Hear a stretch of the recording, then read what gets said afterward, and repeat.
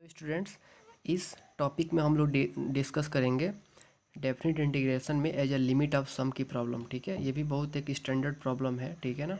और मुझे मालूम है कि आप बेसिक प्रॉब्लम को प्रैक्टिस किए होंगे और इसलिए मैं स्टैंडर्ड प्रॉब्लम को ला रहा हूँ। ठीक है ना। जो अच्छे प्रॉब्लम यदि आप सॉल्व कर लेते हो तो ईजी तो क्वेश्चन अपने आप हो जाएंगे।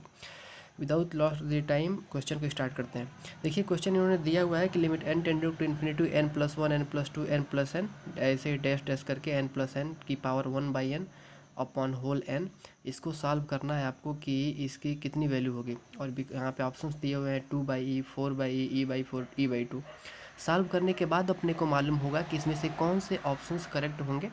सबसे पहले इस क्वेश्चन में जो कॉन्सेप्ट यूज होगा उस कॉन्सेप्ट को मैं यहाँ पे डिस्कस कर रहा हूँ। बहुत बेसिक सी बात है कि जब भी लिमिट ऑफ सम की प्रॉब्लम होती है, लिमिट में n टेंडिंग टू इन्फिनिटी होती है, उसे हम कुछ इस प्रकार से मैनिपुलेट करने की कोशिश करते हैं कि समेसन इस फॉर्मेट में मैं बनाने की कोशिश करता हूँ क्वेश्चन को। ठीक है, limit n tending to infinity summation r बराबर 0 to n 1/n f(r/n)। एक बार जब इस फॉर्मेट में क्वेश्चन बन जाएगा तो इस समेसन को मैं इंटीग्रेशन में चेंज कर दूंगा। This will B integration. ये टर्म इक्वल होता है, बराबर होती है integration from D 0 to 1 fx dx। r/n को x से रिप्लेस कर दिया, r/n को x से रिप्लेस कर दिया और 1/n को dx से रिप्लेस कर दिया। ठीक है ना। r/n को x से रिप्लेस कर दिया, 1/n को dx से रिप्लेस कर दिया यहाँ पर।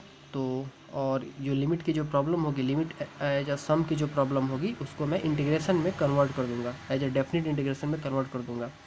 तो बहुत आसानी से सॉल्व हो जाएंगे। ठीक है ना। तो देखें कैसे इसको सॉल्व करना है अपने को। सबसे पहले यहाँ पर देखिए, ये n था, ये होल बाई n, तो मैं इसको नेक्स्ट स्टेप में कैसे कन्वर्ट किया हूँ। n है तो इसको n की पावर, जब इसको अंदर लेकर के जाएंगे ये पूरे होल पावर करेंगे।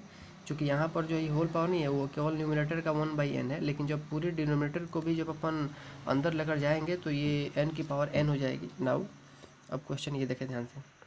This will be limit n tending to infinity. अब n+1, ये n की पावर n है, तो ये चूँकि ये n बार ऊपर लिखा हुआ है तो n की पावर n को मैं सब में n से डिवाइड कर देता हूँ। एक बार n+2 में भी n से डिवाइड कर दिया, n+3 में भी n से, इसी तरह से n+n डिवाइडेड बाई n की पावर 1/n। n की पावर n जो है n बार लिखा हुआ था तो सब में मैंने डिवाइड उसको डिस्ट्रीब्यूट कर दिया। This will be limit n tending to infinity.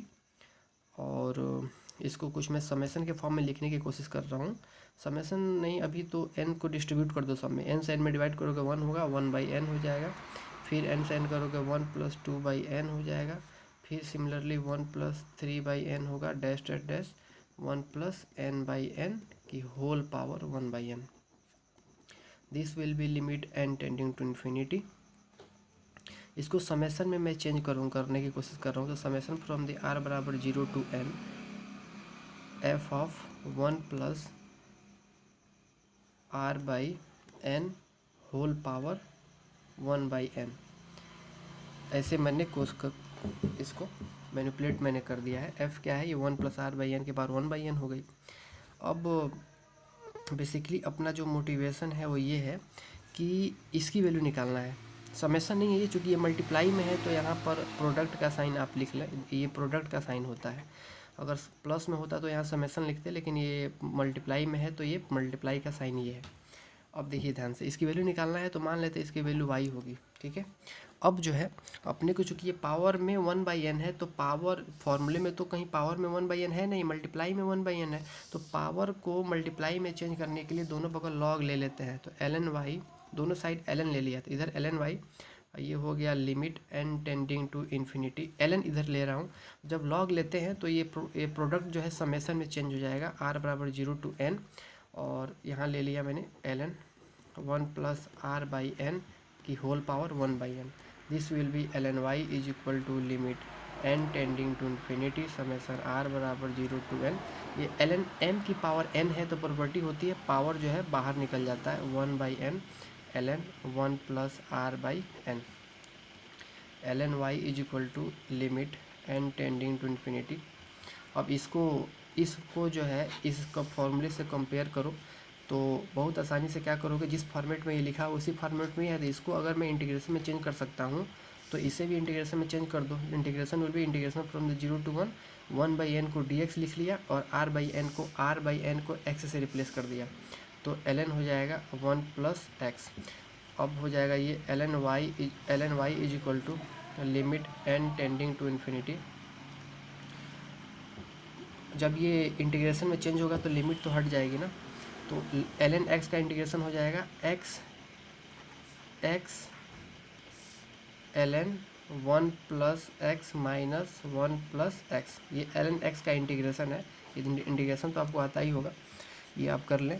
अब लिमिट पुट कर देना है 0 से 1, तो this will be ln y is equal to, limit पुट करोगे upper limit minus lower limit, तो 1 यहाँ पुट कर दो, 1 1 कितना हो जाएगा 2, और ये हो जाएगा ln 2 -2 माइनस, फिर लोअर लिमिट 0 पुट करोगे तो यहाँ 0 ln 1 0 माइनस ये 0 पुट कर दोगे, दिस विल बी 1, तो ln हो जाएगा 2, यहाँ जाएगा तो 2 2 या 4 -2 + 1 इज इक्वल टू ln 4 - 1, तो ln y is equal to ln 4 minus, इस 1 को मैं लिख सकता हूँ ln e, और ln m - ln n हो जाता है ln m/n, दोनों को अगर ln कट गया, y की वैल्यू कितनी हो गई 4/e, तो 4/e अपना आंसर हो गया करेक्ट। और ऊपर ऑप्शन देख लो, 4/e बी वाला करेक्ट ऑप्शन हो जाएगा, ये वो करेक्ट आंसर हो जाएगा। Thank you.